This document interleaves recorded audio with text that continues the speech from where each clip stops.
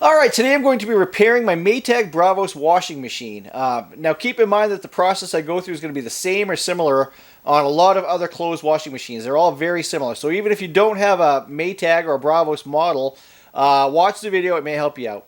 We're going to be replacing this little hub mechanism that sits down at the bottom of the wash tub. It sits down over a spline shaft, and this has got some splines in it, and mine are stripped out. I've had the thing all apart, and I put it all back together so I can make this video. That's how much I love you guys.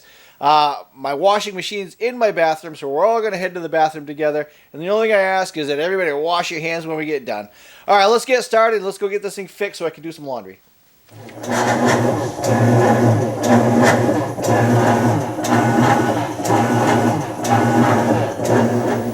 Alright, on this job I'm going to be removing the top portion of the machine, and on this particular Maytag model we've got a screw here, and then this cover, and then a screw here.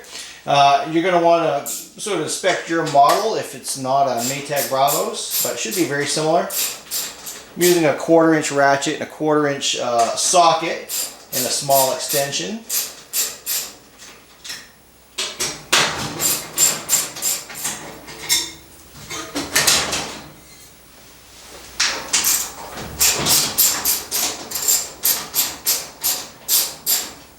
Alright, I zoomed in on this one because I also want to show this tab here is going to be inserted into this slot when I remove the lid, and that's going to help ensure that the lid does not slide off the back of the machine. It would, pull wires out and so forth. So this is an intentional design, I believe, just for the ability to service the machine.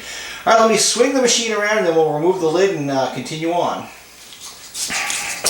Alright, for this next step here, you're going to want to tape your lid down, especially this has got a glass lid, not plastic. It's pretty heavy, and we just want to make sure that that doesn't swing back when we when we pull this lid forward and swing it upward. We don't want this lid to fly open. It's going to either damage the hinge or it could break the lid, okay?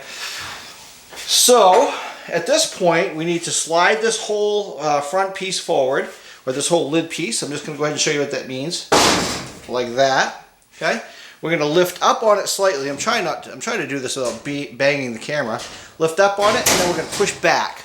And I don't know if you saw that released, okay? So slide it forward, up on it, and then push it back. And that's going to release this lid, okay? And what we're going to do is I'm going to stand it up, and I'm going to set the back of the lid on those tabs that we removed the screws from. And that's why I wanted to show you those slots.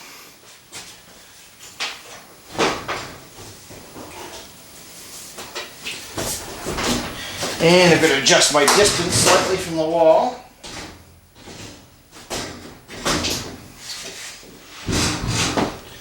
Alright, so that's what we're looking for right there. You want those tabs through those slots on both sides, and then you want to support the weight of the lid against a wall or a door. Next we're going to remove this top plastic ring, this gray ring here, and that's just held on with these little plastic tabs as well. And you can get most of them with your fingers. I don't know if you can see that or not. Some of them you may need to get with a screwdriver, okay? Let me put the camera back on a tripod and we'll get that one removed. Alright, I'll just show you one. I don't think it's necessary to show you all of them. Basically, there's a plastic tab here you can see, and it's holding this plastic down. Most of them you can just get with your fingers, but if you can't get your fingers in there, just use a small screwdriver or something, okay? Let me go ahead and get this removed, and then we'll continue on. Alright, looking down into the wash tub, we're going to remove this plastic cap here, and you can use a flat screwdriver, and there's actually a little sort of pry point, and now we need to get a ratchet and a socket to remove that bolt. Alright, now I'm using an 11mm socket and a 1/2 inch ratchet and an extension, okay? Now, I have an advantage, and that is that I've already removed mine. So what you'll need to do is you'll need to either hold this in place and try to remove it, or if you have an impact wrench, a cordless impact wrench, that makes this job really nice because it's got thread lock on it, and we're going to want to use thread lock when we reassemble it. Okay? Alright, so what I'm going to do is I'm going to thread this bolt back in. I know, sounds counterproductive, doesn't it? But not all the way. I want it in probably to where there is 1 or 2 threads left, okay? Because we really want a little bit of room. Then what I'm going to do is I'm going to use a gloved hand with some grip, and I'm going to pull up on this agitator plate. And then I'm going to take a small hammer and gently, because you don't want to strip the bolt or the threads in the shaft, because then you've got a larger problem.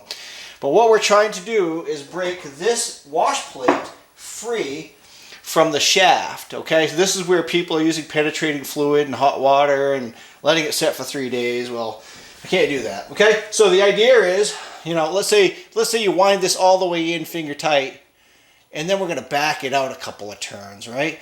So that it's got a little bit of play, all right? We don't want it snugged up all against the wash plate because that's just kind of defeating the purpose. If we've got some room for travel, it's going to allow us to tap that shaft down through the bottom of the wash plate. At least break it free, right? We're only going to be able to go as far as the bolt. So I'm going to pull up on this. I'm trying to get it in the shot, and then I'm just going to tap. And that just came free, okay? Now, obviously, mine's been off within a week, but this is how I removed mine, and it did work, okay? So it's the same thing. Once you get it that far, you can do the same thing. Pull up on it again. And you can see that it slides back down over the shaft, but we've broken it free from the spline shaft, okay? Let's see if it can come off now.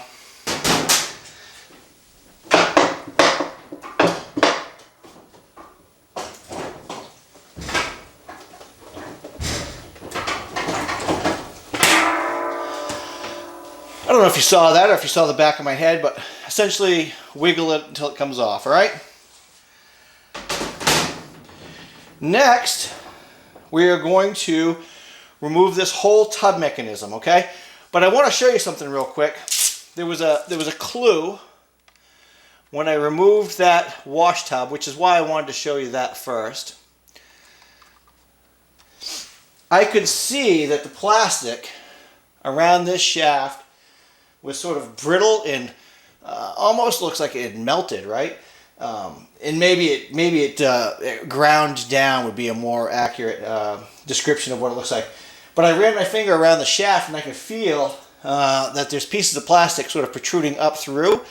So that was my first indication as to possibly, you know, this piece here had stripped out. And again, that's about $18, so that's fairly inexpensive. Let me get a screwdriver. We've got to remove this little clip here. This is what's holding the wash tub to that shaft. Let me show you real quick. All right, you've got a clip that slides into this hub like this. And what I found when I removed it last week was that this is kind of brittle, this plastic. I don't know if it's from the heat and the detergent and so forth. So you want to be careful if you're just pulling it apart to inspect. Obviously, we've got a new one here at this point, so we could be a little bit more aggressive with it. So that is this piece here, and the I don't know if you can see it, I'll zoom in, but the clip is sliding out that way, all right? And I may need a bigger hammer than that little kid hammer, but I'm going to start by just taking a screwdriver here and kind of prying and twisting. Again, mine's been out, so it may come out a little easier.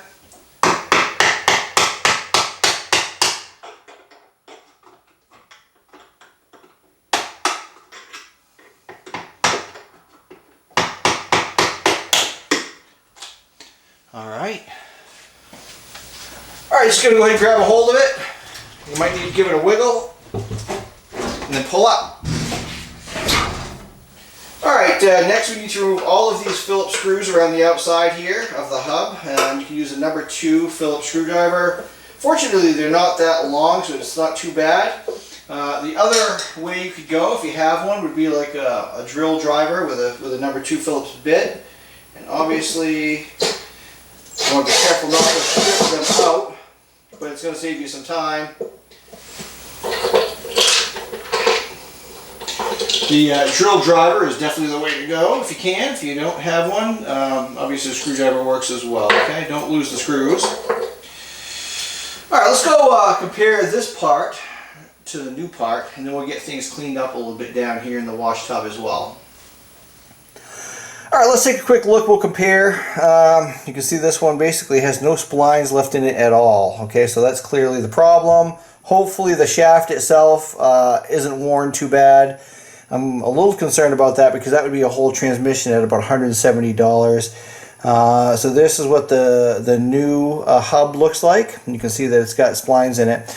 Now I'll show you, the first time around I did remove coins, which I think is kind of funny because I watched another video where a guy pulled like $2.50 out of his washer, put it back together, put one towel in it and said it was fixed. Well, I have a difficult time believing that it was actually fixed. Mine would agitate sort of with no clothes in it or one towel.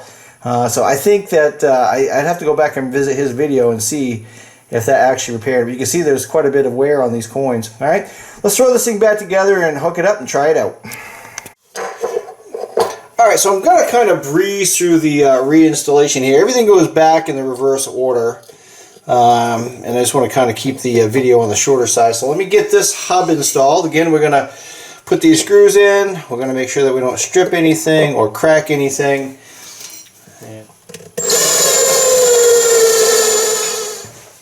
Okay, so I didn't put them in too much with the drill because I want to make sure that I can snug them up by hand, just so I get a feel for how tight they actually are, and also because I don't want to strip them out.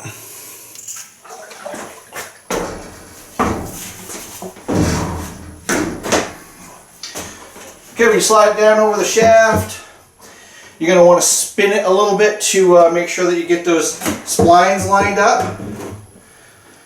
Okay. Give it a push. Alright, we'll install our new clip here. Alright.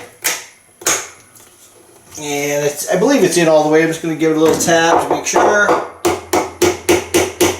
It is. Alright, we'll continue moving on. Alright, before we move on, I do want to mention that it is possible that you may be able to replace this hub without pulling the entire wash tub, okay?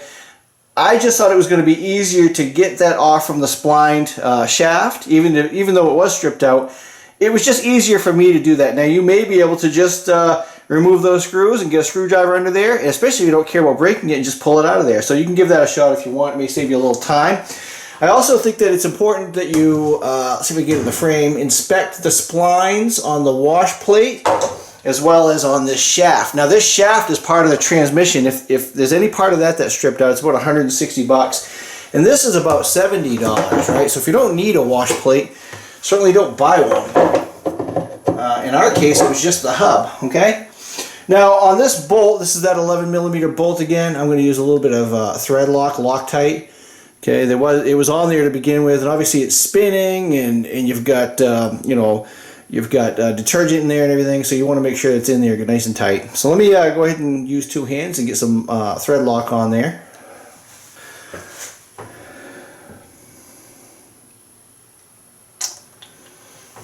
And on the bottom of the wash plate, but that's okay, we'll wipe that up.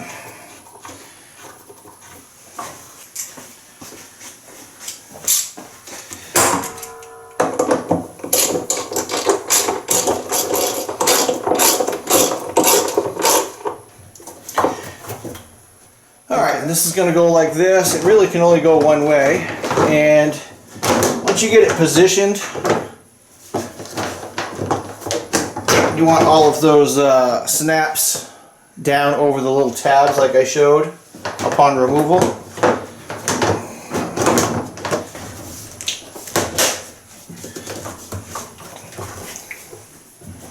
Okay, just verify that they're all snapped down in place. All right.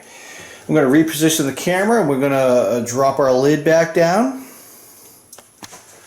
And we're going to lift it up, off from those tabs.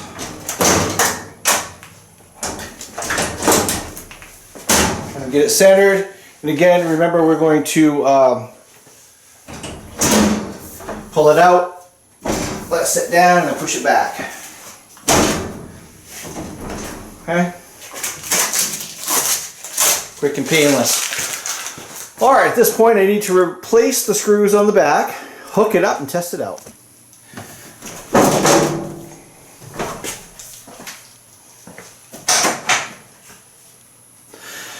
And you may need to kind of shift the lid around a little bit to get the screws started.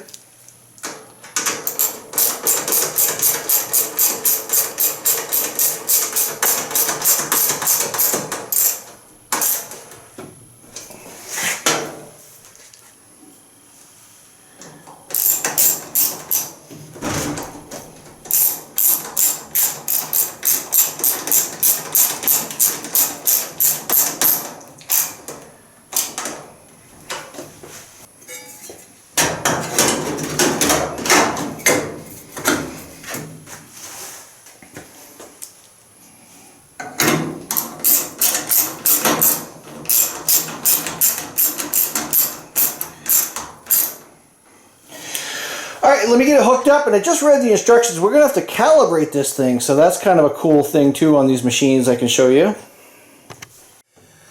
Alright, let's put the machine into service diagnostics mode. That's what's required to get to the calibration cycle. So I'm just going to take the knob here, and I'm going to go back a few clicks. I'm going to go clockwise 3 clicks. I'm going to go counterclockwise 1 click, clockwise 1 click, and you can see now that the lights are flashing. Now I need to go clockwise until we see the rinse cycle light up. Okay, right there. And now I'm going to hit the start button. And it's going to go through a calibration cycle. So hopefully this video has been helpful. Give me that thumbs up if you did find it helpful. Hit that subscribe button if you want to see more of this type of stuff. I greatly appreciate that. And I could probably do a whole video just on the calibration cycle or the diagnostic cycle itself. But what I'm going to do here is I'm going to show some video of the machine working with more than one towel in it. Okay, so hey, thanks for watching. It's going to get noisy in here, and I've got like a week's worth of laundry to do, so I'm going to be tied up for the rest of the weekend. Have fun, and don't forget to wash your hands. All right, bye.